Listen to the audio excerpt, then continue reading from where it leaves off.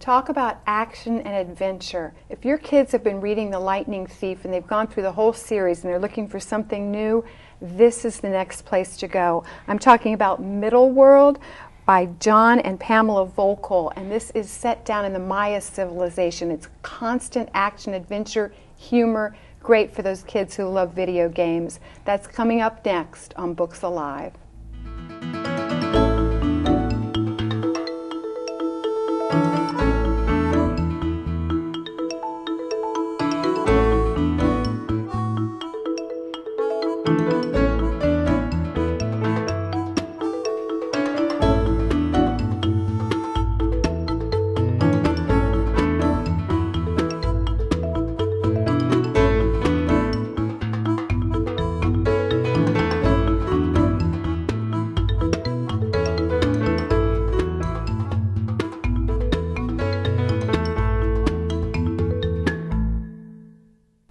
We are fresh from the jungles of Central America, and I am very excited to tell you that I am joined here today in the studio of Books Alive by the wonderful Pamela and Jon Voelkel. They have just launched a fantastic new book called Middle World, and thank you so much for being with us here today. Well, we're delighted to be here. Thank you so much for having us. Well, it's so great that you guys can be here to talk about your brand new book. I mean, this is just so exciting, and it was such a great read. For those who have not read it, I would love for the two of you to sort of take us on a little trip through the book and give us a sense of what it's about. Who would like to start that? Do you want to start? Let's start. Okay. It's about an ordinary 14-year-old Boston teenager whose parents happen to be famous archaeologists, and they disappear mysteriously on an ancient Maya pyramid, and in the process unleash forces that have been lying dormant for a couple thousand years, and pretty much leave Max to sort it out. And he finds himself lost and alone in the Central American rainforest, and meets up with a modern Maya girl named Lola, who's about the same age as Max, and together they go on a kind of a roller coaster ride.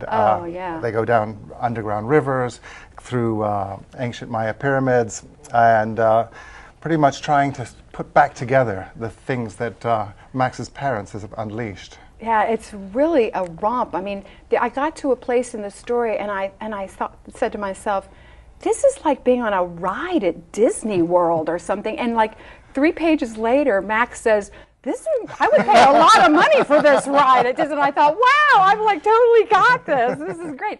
This to me is very Indiana Jones, though. What influenced you? Were there other books that influenced you as you wrote this, or, you know? Well, particularly referring to the twists and turns in the plot.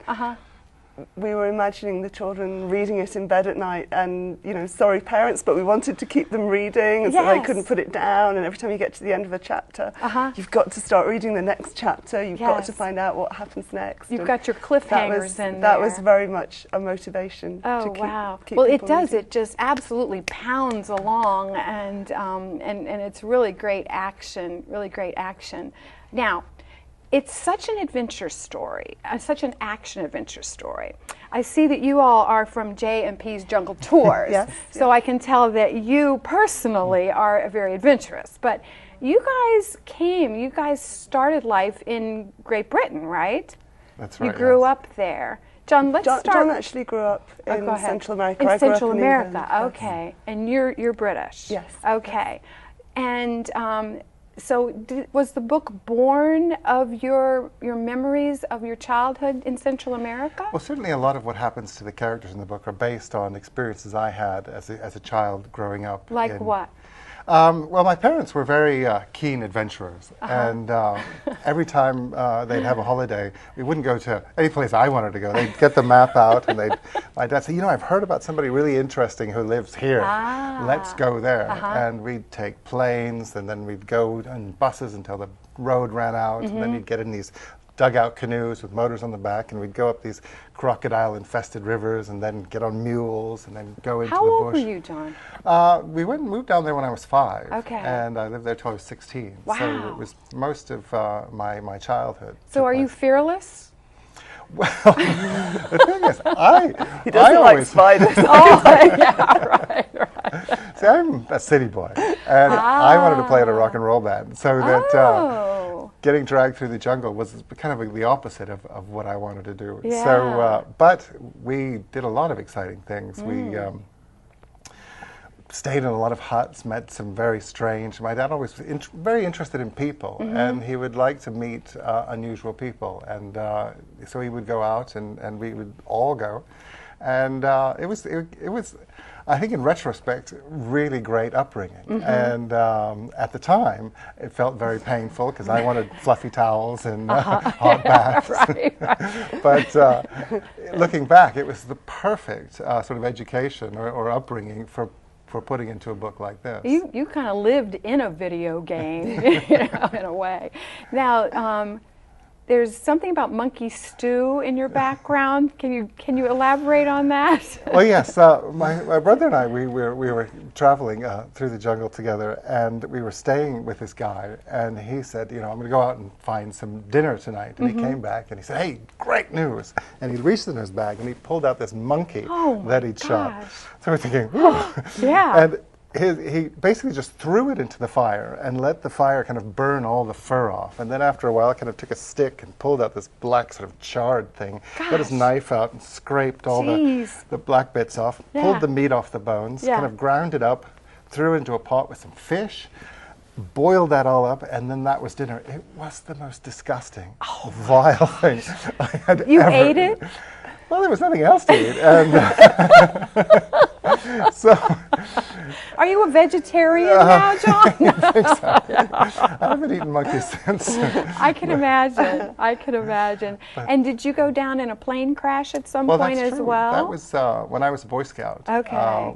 We would often go camping in unusual places. And one of the kids' dads had this farm in the middle of the jungle. And he said, hey, that would be the best place to go camping. So the troop chartered this twin-engine plane.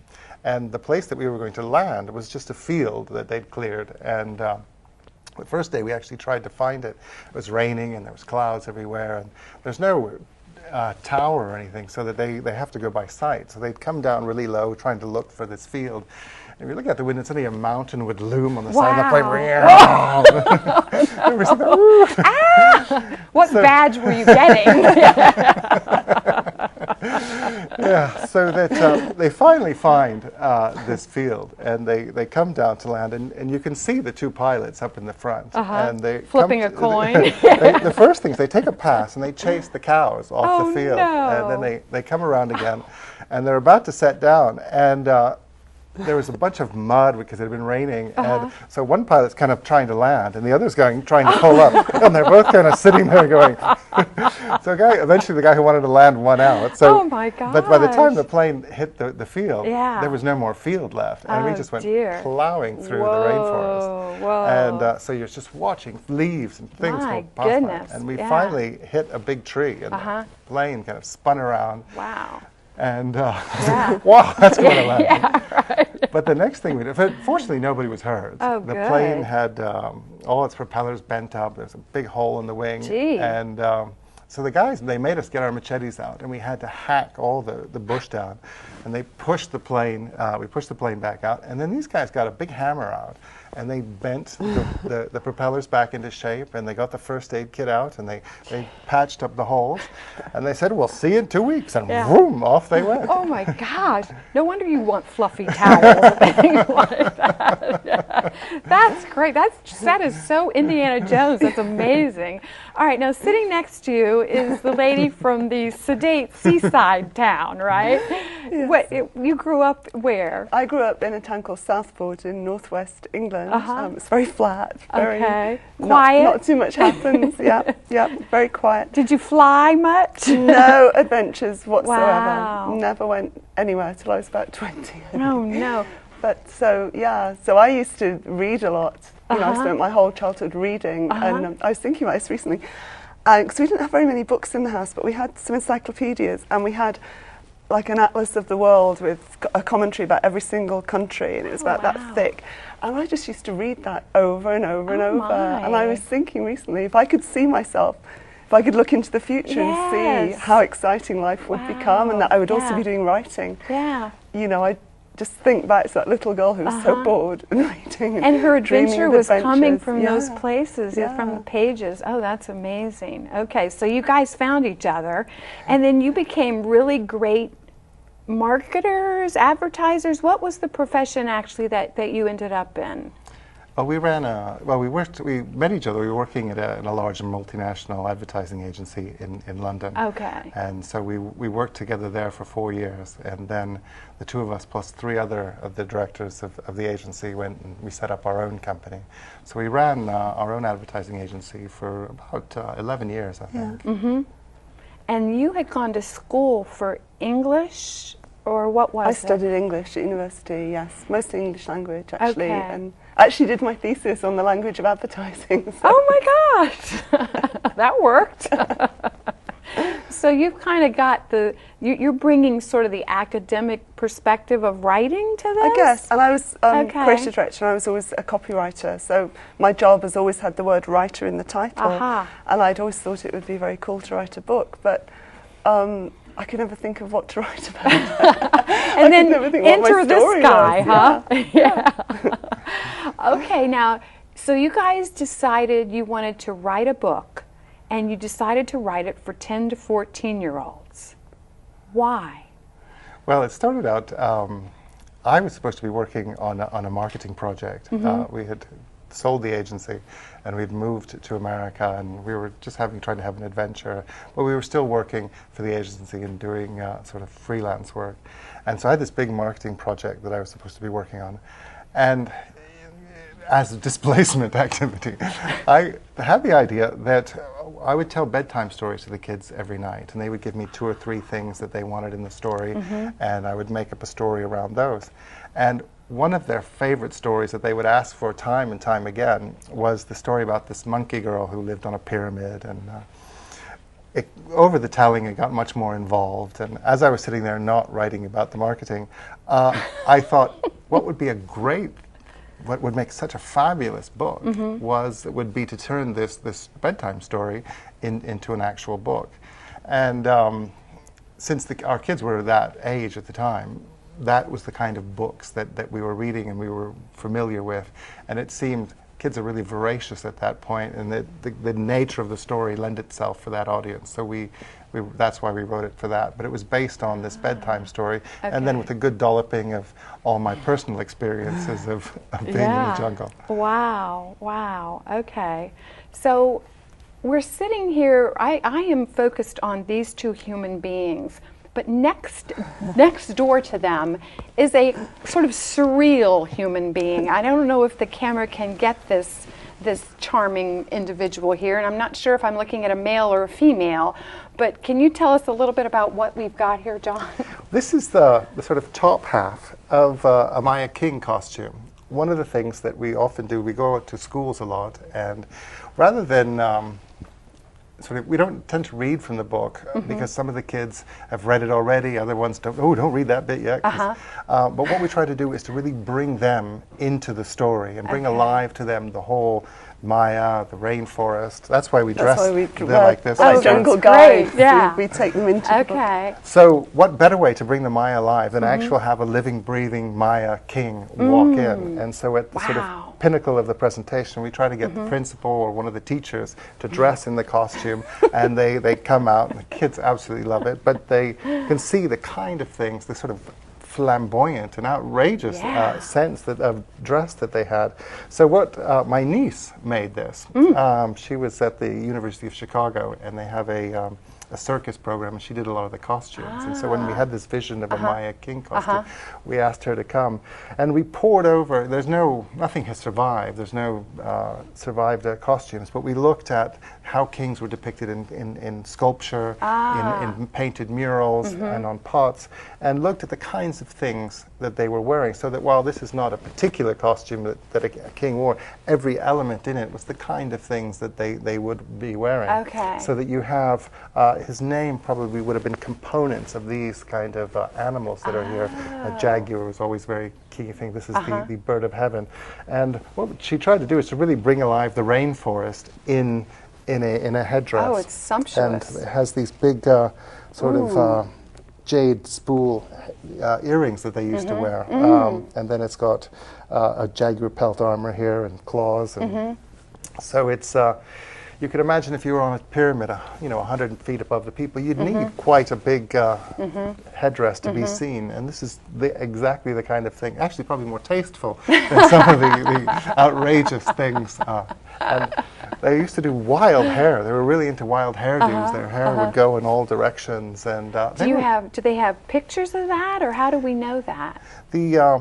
What most kings would do to sort of commemorate big sort of events in their lives is they would carve full figure stone carvings of themselves that would then explain what sort of exploits they did. So that was one of the key things. And then most of their pyramids inside would have been covered with painted murals. And a few of those have survived, and the colors are just amazing. So that we used some of those murals to give us the sense of the materials that they were using. And then on pots, they painted sort of courtly life on pots, and so using those together. So they had a pretty clear idea of what people were wearing, not necessarily what they were made of or how they made them, but this is the kind of stuff that they would have worn. It's so incredibly exotic. It really is. It's just amazing. We've got all these elements of the jaguar in there. You've got the head, and then down here you've got the pieces of the pelt. And your trilogy is called the Jaguar Stones. So let's talk about those stones for a minute, because what they stand for virtues, or... Yeah, we invented the Jago stones. I have to say, they're not true. All the other Maya research in the book is very well researched and true and real. We invented the Jago stones, and they represent some of the virtues of the Maya that have helped the Maya survive through to the present day. Because, of course, some people think that they actually disappeared when their civilization fell. But no, there are still 6 million Maya. When I saw that, I was blown away, because I'm one of those people that thought that they were gone. So it's amazing that they're still there, living, and I guess it's not so great right now for them. Is that kind of what you found? I think, if anything, it's getting better than it was. But I mean, since the conquest, they have always been the bottom of the pile. They've been oppressed. You had the big civil war in Guatemala. Life has not been great for the Maya, but they're still there. They endure. Wow, that's amazing. That's an amazing thread. An amazing thread. It's been important to us, actually, to meet modern Maya people when we've gone down to Central America and attempt to tell their story as well. Which, I mean, I had no clue. But going down there and getting involved with people has made me much more aware of that. Wow. And, you should tell that story about Yasha, I think. This was it was one of our first trips down there, and we were at a Maya site called Yasha in Guatemala, and we were just wandering around. We were with the children. We had a guide as well, and our son Harry is very tall. You must have noticed. He's 6'6". So in Guatemala, that is very tall. So we had all these groups of school children, like teenagers, high school kids from Guatemala, following us around, and they started talking to us, and they wanted to pose for pictures with Harry, and they were chatting to him. So we were a bit of a tourist attraction ourselves. And then our guide is watching all this, and then suddenly he stepped forward and he kind of puffed out his chest. And he said, yes, remember these people, take their photograph, but not because their son is tall. Remember them because they have written a book that children are reading in North America, and thanks to them, children in North America know about you, they're reading about your culture.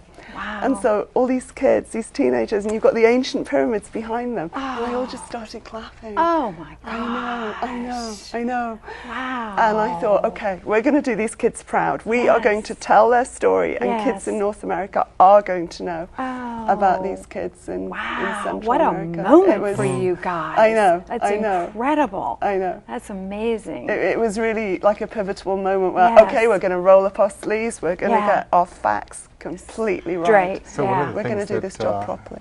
I've got a friend who's a professor at Harvard, who's one of the sort of leading epigraphers, people who read and write the Maya glyphs. And he has checked every fact in the book to make sure that we're up to the minute in terms of all the latest Maya studies. So he's been a great resource to make sure that what kids are reading is doing these Guatemalan kids proud. Even the glyphs in the pictures say what they're supposed to say. Good for you. Good for you. Well, I think of Rick Riordan, and he, you know, with his Lightning Thief and his series, and how so many children are getting into mythology. Yes. And now he's written the Red Pyramid, which is going to go into Egypt, and kids are going to know. And now your trilogy is going to lead them into a whole other civilization that otherwise they just sort of skip over, I think. Yeah. And so well, that's really great. The Maya have been, well, you always say the mystery of the Maya, Yes. and that's because they only could read the glyphs properly about 30 years ago. They Oh finally my cracked the goodness. code. So up until about 30 years ago, people could make it up about the Maya. Everybody imposed their vision of what they thought the Maya was and said it was true, and nobody could prove it wasn't because nobody could read what the Maya 30 years actually ago said. is when they broke the code? Oh, that's Yeah, incredible. when they put the final piece together that allowed them suddenly to, this outpouring of being able to read the different inscriptions. And it was actually a kid, he was about, what was he, about 15 or something? It was a kid who came up with the final part of the No puzzle. way. The son of an archaeologist You're who'd been hanging kidding. out at Maya sites. And Oh my he was gosh. looking at it all, and it was like his eureka moment. And now he is one of the He's most a leading famous and scholar. Oh, I'll respected bet he is. archaeologists. Oh, isn't that amazing? I know. So I love to tell kids that, you know, It could be you. it could be a But kid. one thing is really exciting is that they cracked the code about 30 years, but it's now they've understood enough where they can go beyond understanding what they say, but really understanding the poetry and the literature and the emotion behind the it. spirit. So they've really been able to get what the meaning of the things is more than just the literal meaning. And there are still so many structures out there. Thousands and thousands of structures yet to be excavated. My goodness. So we don't know the half of it yet. Wow. You know, who knows what Oh we're my going to discover goodness. about Oh, the that's Maya. Yeah. amazing. So one of the things that we try to encourage kids when we go around is go and learn about, you know, if you're interested in history or archaeology, study the Maya, because there's so much to be discovered. And we've had a few times where kids go, "That's what I'm going to do. I'm going to dig those up." And I think it's a fabulous thing. Oh my gosh. Well, you guys introduced some things about the Maya world in there. I mean, right at the outset, you've got Lord Sixdog with his head being squished in between boards or Yes, something? the nobles, they used to shape their babies' heads, to kind of strap two planks like that to shape them into a corn cob as a homage to the maize god. Maize was the center of Maya civilization, so that was a homage to the maize god. Wow. But we were looking in the museum in Merida in Mexico, and they have these skulls that are shaped like corn cobs, but then they show you the skulls of some working people, some peasants, and they used to weight their heads down and flatten the tops into kind of a pumpkin shape so that they could carry heavier loads on their head. Wow. So I they know. like evolved them that way. Oh my goodness. And then the mother, didn't she have a bead that she watched so Yes. that her eyes would cross? Yes, they would tie a ball of wax between babies' eyes. Again, was this the upper classes? Yes, they had a real strange sense of beauty. They thought the most handsome person would be somebody with a cone head, crossed eyes, huge nose, and then they would Teeth filed. file their teeth and put jade actually in their teeth. Wow. And then these wild hairdos and fabulous outfits. You wonder if an alien landed and they saw him and they're like, well, we want to be like him. You know? But they didn't take a picture or anything. You know? So, wow, that's really wild. Now, the 2012 thing. Explain the 2012. This is huge. We go to schools and children are really worried about 2012. Really? There is so much on the internet and the History Channel and so much scary stuff about 2012. So we always like to talk to children. And the thing is that most of it is completely and utterly untrue. Okay. And let's be very clear. The Maya, You knew that, right? Yeah. The Maya never predicted that the world would end in 2012. Okay. And this is something, now they talk about the Maya calendar ending in 2012. Well, there's about 5 or 6 different Maya calendars. The only one that's still in use today and hasn't lost a day is a ritual calendar that's an ongoing cycle. And that never ends. The calendar that specifically they're talking about is the long count, which the Maya stopped using well before even the Spanish arrived. Okay. And that there is some uncertainty among archaeologists exactly what were the intention of the Maya about that. And it was only when they were able to read the glyphs that they were able to get some of the clues of what the Maya themselves thought would happen to the calendar. And in the Temple of Inscriptions at Palenque, which is the tomb of King Pakal, who incidentally, Lord Six Dog here, was based on King Pakal and his mother. He had the ultimate sort of stage mom when he was growing up. But in his tomb, which they call the Temple of Inscriptions, because inside is the longest intact inscription ever discovered, which is the history of Palenque and particularly the exploits of King Pakal. And it mentions that King Pakal's coronation will be remembered and talked about in the year that we would call in our calendar the year 4472. Wow. So this is way beyond 2012. Yeah. Oh and my it's goodness. very clear from how they write the calendar dates in that inscription that they had no expectation whatsoever that the calendar would end.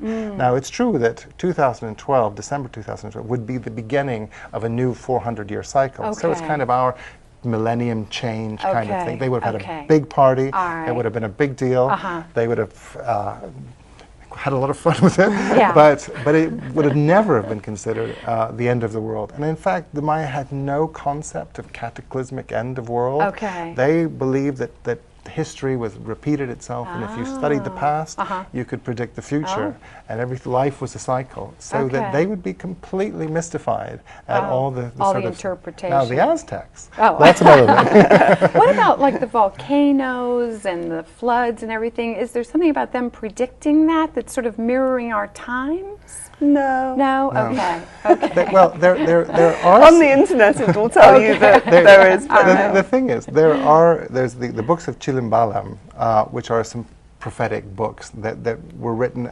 about the time of when the Spaniards arrived. But these have been copied from earlier versions, and they're all full of mistakes. And they make predictions for every 20-year period. But they're universally bad for every 20 years. So that this is just one series of doom and gloom, and these. So that these would repeat every 200 years they recycle, so that what they're predicting for 2012 would have been something they predicted before and before. It would so that repeat. And they didn't even predict their own downfall, which was the one thing they missed. which was coming up. Well, pretty you close. would. Wouldn't you? Oops. All right. Now, we've got this. That is the world. The world you're talking about is the world that Max is going to enter into. And Middle World itself, if I remember correctly, is a layer of the 23 layers that the Maya people believed in, right? Yes, And you've exactly. got, what, 13 layers of heavens. Then 9, the Middle World. The Middle World. And then 9 very scary layer underworld. Okay, and that is Xibalba? Xibalba. Xibalba. X is sh. X is sh. Okay. All right, so Xibalba. Okay, so here comes Max. Now, I'm going to tell you, I didn't like the boy. I mean, he started off in my bad book, okay, kicking the refrigerator and having the temper tantrum. I was not a fan, all right? Well, you know. What? It's funny You know, that a people lot of say reviewers that. have said that. Oh, we didn't like him in the beginning. Which and kind of John smarts goes, because it's based on me. Oh no, Max at the beginning is John as a little boy. And actually, I was worse than Max. Oh, dear. So a lot of what Max's behavior is straight out of what I used to do. Your real life. And, This is biographical. yes. And But you know, he has good reason. His parents are pretty bad parents. I mean, it's always the parents' fault. Okay. You know that, Yes, right? true. Max's true, parents. true. My Max. parents were Oh, sorry. Right, Yes, right. your parents are lovely. John has the nicest parents. And his parents have gone off and left him behind because they've got the permit and they're going to get down there. Yeah. And then all of a sudden, he gets a ticket. And he hops on that plane and he gets down there. But he's going to stay with Uncle Ted. He doesn't know where his parents are, right? That's right, yes. And the father had grown up in San Xavier. Uncle Ted is his brother. He's stayed behind. He's managing a banana plant, no, not banana plantation. He's doing the selling the bananas. import, Yes, export yes, kind of yes.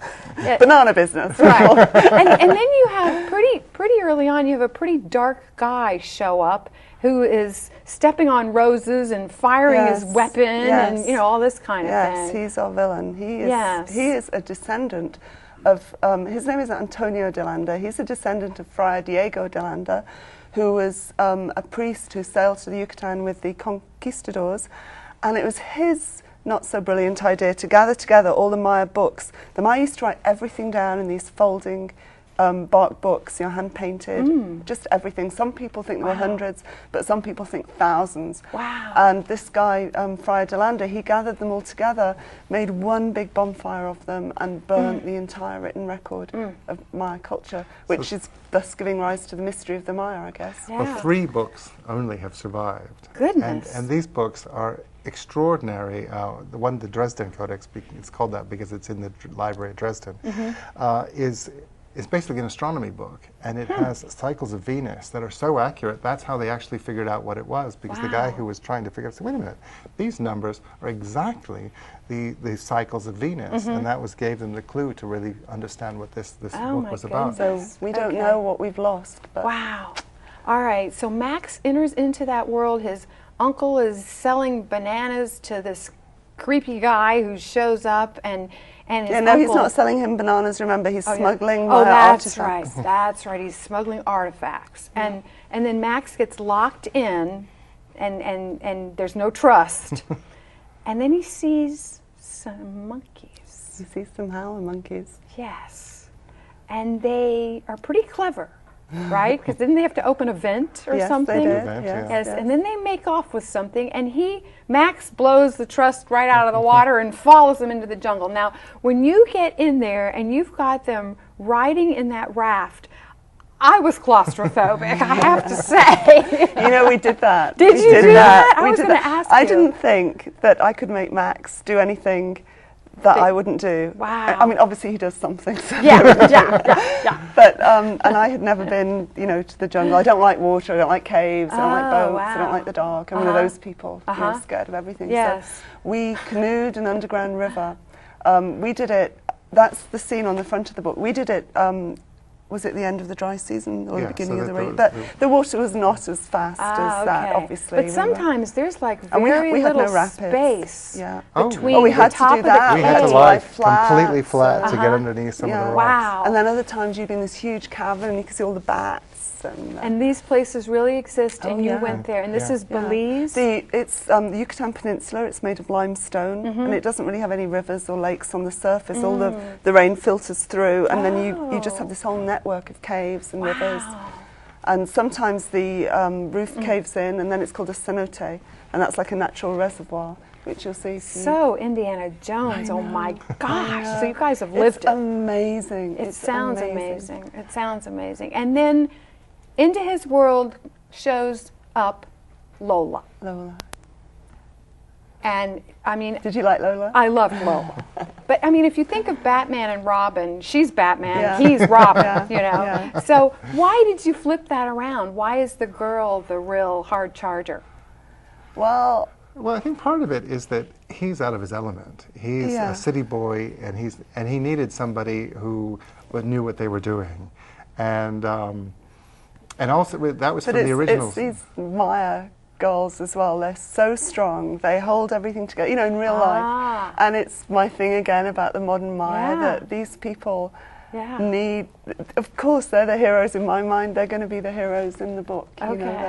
Okay. It's very. Max has a lot to learn. He thinks. He thinks he's the one who knows it all. He's the one who comes from the comfortable Western luxurious life, and he has so much to learn. He has no idea. But he brings his gamer's sixth sense into this, and every now and then that is going to really get them out of a jam. Yes. That's pretty cool. It is, and when you, our son has some video games, obviously, so we've watched them, and when you watch how the action goes on video games, it reminded us quite a lot of the ancient Maya writing, the Popol Vuh. It's a bit like a cartoon. The characters are a bit like cartoon characters, and they do these crazy things that it reminded us very much of a video game. So we could imagine that video game logic would appeal to these ancient Maya gods. Yes. They thought very much like that in black and white. Isn't that and, something? You know. Yes, you've really people. gotten inside of them. You're really getting Oh, the you do understanding. Oh, that's great. Well, I'm very curious now. I know that this is sort of the second time this book has been published, and you've written many versions of it. And now you've been out with your barbecue mealworms in the schools, and you've been probably in New York with your friend here. And I'm wondering if there's anything you've learned through this whole process, just that you never would have expected to have learned. You know, thinking about what Max had to learn, although Max is based on you as a boy, his cowardice and all the rest of it is very much me. I don't like nature, or didn't like nature, you know. And so my plan was to go down there, observe, come back and write it up. Try not to touch anything. I had sterilizer in every pocket, you know, hand sanitizer. And I can remember we were driving down the road to a hotel in Guatemala, and we were down this little back road. It's full of potholes. There were like little pigs in the road and little children running around. And there were women walking down. They were carrying the corn on their heads to go to the mill to grind the corn. And it all looked very dusty and a lot of flies. And I thought, oh, these poor people, isn't it awful that people still live this way? And anyway, it won't bother me. I'll just be here for a week and then I'm out of here. 1 week later, I'm like, can we stay longer? Can we live in this village for a while? They were the nicest people, the friendly, and I just got it. I just got it, like Max gets it. Everything that I think is important isn't important, you know, which is when I stopped blow drying my hair. How fabulous, how fabulous. I realised life is possible without a hairdryer. Yeah, exactly. You know, this is not the thing. Right, or maybe even a video game. And even learning about the Maya, to be learning something new, you know, when you think that maybe life would follow one course and life changes completely. Wonderful It's been mystery. the adventure I always wanted when I was a kid. Isn't that great? Yeah, your book sure. that you had, your book that you had, that's great. And how about you? Well, one of the interesting in talking about going, once I had left South America and Central America, I never wanted to go back. And it was Pamela saying, no, we've got to go. And I have to experience what you have. And I mean, it was amazing to me that as soon as I got back there, one, I felt very much at home, and I loved it. And being that I could speak the language, I could talk to the people, and that was a really eye-opening experience. And I've kind of re-embraced my childhood. You've become your father as well. Oh, no. But also the fact that this learning about the Maya, I can now read and write Maya glyphs, and we have learned so much. That I wouldn't say we're quite at the level of an archaeologist, but we're pretty much the good amateurs in terms of really understanding the intricacy of the Maya culture, and we can really delve beyond. They've been so badly served, I think, in kids' literature. The books are a little grim and all about sacrifice, and they really haven't understood the real joy of these people and how much they really embraced life. And they're fascinating people. And a lot of doors have opened for you both, it sounds like. Yes. That's wonderful. Yes. Well, the book is an incredible journey, and just it's funny, and it's fast-paced. It just moves right along. And this is book one of a trilogy. Now, when is the second one coming out? Do you have any idea? Yes, that comes out at the end of the year. It's called The End of the World Club. The End of the World So you're Club. going to read a lot more about 2012 in book wow. Okay. All right. Well, if you have someone at home who is a big gamer, or just somebody who loves action, adventure, thrills, fun, the unexpected, this is a fabulous read, especially for those kids 10 to 14. And you can see what doors just writing it has opened for them, and reading it will do it for yours too. Thank you so much for being with us here today. This has just been so much fun. Thank you. And I learned a whole lot just sitting here talking to you both, even after I read the book. So We can teach you how to make howler monkey noises if you like. Maybe Go later. ahead. Okay. Do you want to do it? Go on. maybe later. If they teach me, I'll show you on another show. As always, come and see us at the library.